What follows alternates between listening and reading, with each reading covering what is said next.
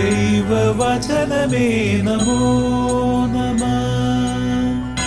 ജീവവചനമേ നമോ നമഃ. വചനദീപ്തിയിൽ തവഹിതം പോൽ ദൈവരാജ്യം പണിതിടുന്നേ. വിശ്വമഖിലം തവ മഹത്വം ദർശിപ്പതിന്ന ദൈവമഹത്വത്തിലേക്ക്.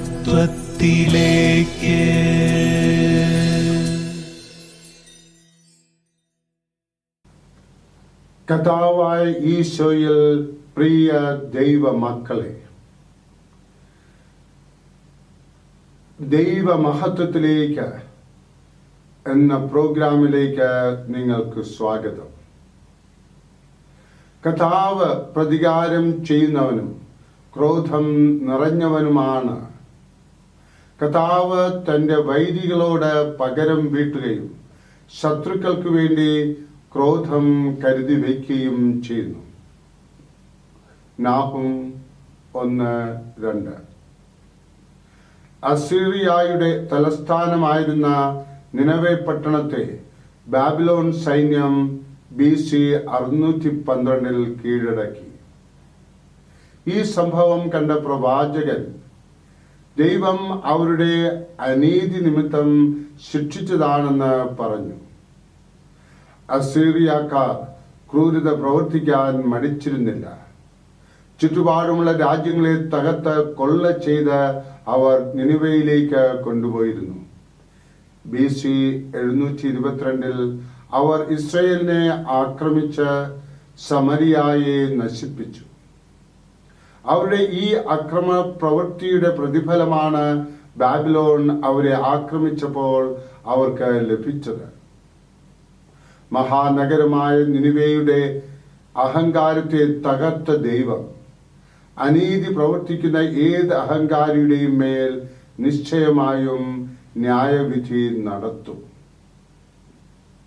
ദൈവത്തിൽ ആശ്രയിക്കുന്ന ബലഹീനരെ ബലവാന്മാർ നീതിരഹിതമായി ഉപദ്രവിച്ചാൽ അതിന് തക്ക ശിക്ഷ ദൈവം കൊടുക്കാതിരിക്കയില്ല. നമുക്കെതിരായി വൻ ശക്തികൾ വന്നാലും നാം ഭയപ്പെടരുത്. ദൈവത്തിന്റെ കൈ ഇന്നും പ്രവർത്തിക്കാൻ ശക്തമാണ്. ഹിറ്റ്ലർ ആയിരക്കണക്കിന് യഹൂദന്മാരെ കൊല ചെയ്യുകയും അയൽ രാജ്യങ്ങളെ ആക്രമിച്ച് തോൽപ്പിക്കുകയും ചെയ്ത ശേഷം ഇംഗ്ലണ്ട് ആക്രമിക്കാൻ പരിപാടി തയ്യാറാക്കി. അവസാന നിമിഷം ഹിറ്റ്ലർ തന്നെ ആ പരിപാടിക്ക് മാറ്റം വരുത്തി സൈന്യത്തെ റഷ്യയിലേക്ക് അയച്ചു. അവിടെ പോയ സൈന്യം മുഴുവൻ നശിച്ചു. ഹിറ്റ്ലർ ആത്മഹത്യ ചെയ്തു.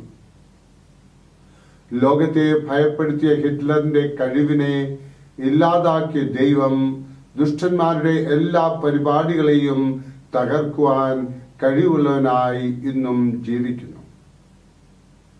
നമ്മുടെ ശത്രു എത്ര ഭയങ്കരനായിരുന്നാലും ഭയപ്പെടരുത്. ദൈവം ന്യായവിധി നടത്തും. ന്യായവിധി നീതിയിലേക്ക് തിരിച്ചു വരും.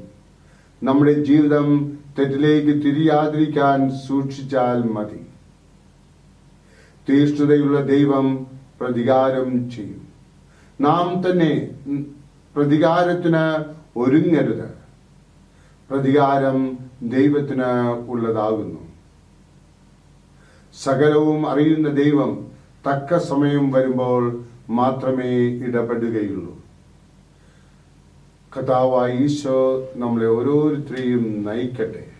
ആത്മാവ് തരുന്ന നയിക്കൽ സ്വീകരിച്ചുകൊണ്ട് നമ്മൾ ദൈവനീതി പുലർത്തിക്കൊണ്ടുള്ള ജീവിതത്തിലേക്ക് കടന്നു വരട്ടെ. അതിനായിട്ട് IMS അമ്മ, പരിശുദ്ധമ്മ നമ്മളെ ഓരോരുത്തരെയും സഹായിക്കട്ടെ. ആമേൻ.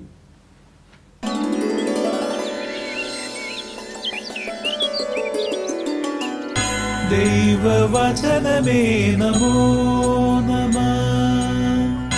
ജീവവചനമേ നമോ നമഃ. വചനദീപ്തിയിൽ തവഹിതം പോൽ ദൈവരാജ്യം പണിതിടുന്നേ. വിശ്വമഖിലം തവ മഹത്വം ദർശിപ്പതിന്ന ദൈവമഹത്വത്തിലേക്ക്.